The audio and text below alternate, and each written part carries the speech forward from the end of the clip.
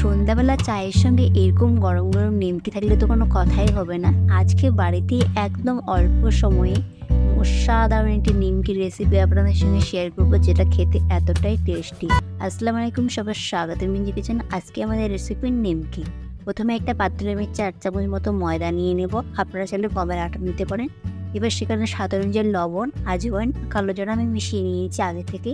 এবার সেখানে আমি 4 চামচ মতো তেল দিয়ে দেবো। সাদা তেল, তেলের পরিমাণটা কিন্তু একদম পারফেক্ট দিতে হবে। প্রথমে আমি 4 চামচ দিয়ে দিলাম, খুব ভালো মতো মিশিয়ে নিয়েছি।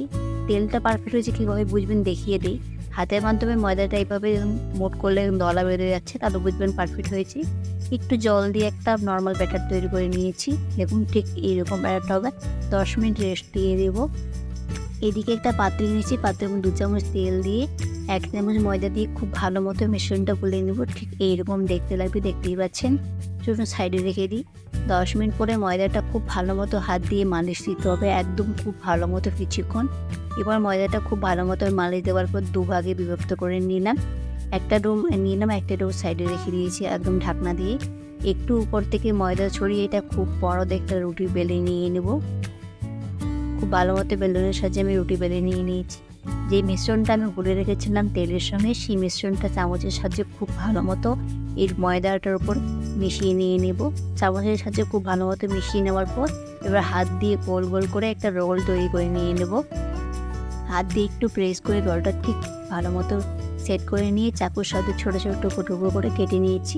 আর একটা টুকরো নিয়ে এইভাবে হাত দিয়ে প্রেস করে ময়দা দিয়ে একটু বেলে নিয়ে নেব, আবার রুটির মতো করে।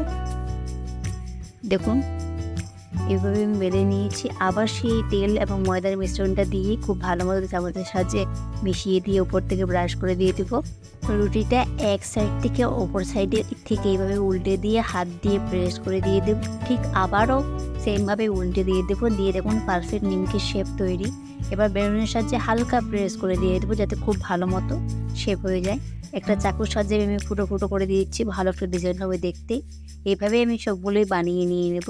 সমস্ত আমার এখানে নিমকি বানানো হয়ে গেছে। চলুন এবার এগুলো ভেজে নেওয়ার পালা। কড়াতে তেল বসিয়ে দিয়েছি, তেলটা কিন্তু খুব পর্যায়ে গরম করতে হবে। এবার গরম হয়েছে তেল, আমি একে একে নিমকিগুলো দিয়ে দিব।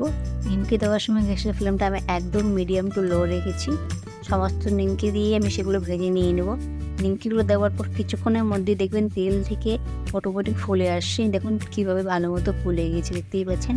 এভাবে মিডিয়াম আছে আমি এটা ভেজে নিয়ে নেবো একদম লাল লাল করে। দেখুন নিমকিগুলোর কালার চেঞ্জ হয়ে গেছে, এভাবে ভেজে নিয়ে নেব।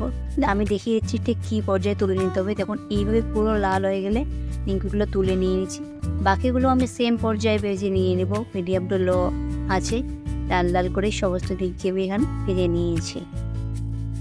নিমকি আমার ভাজা হয়ে গেছে। এগুলো আপনারা অনেক দিন পর্যন্ত বয়মে স্টোর করে রাখতে পারেন, বাচ্চাদের টিফিনে দিতে পারেন। এতটাই মুচমুচে হয় এটা খেতে, একবার বানিয়ে ফেলে বারবার খেতে চাইবেন।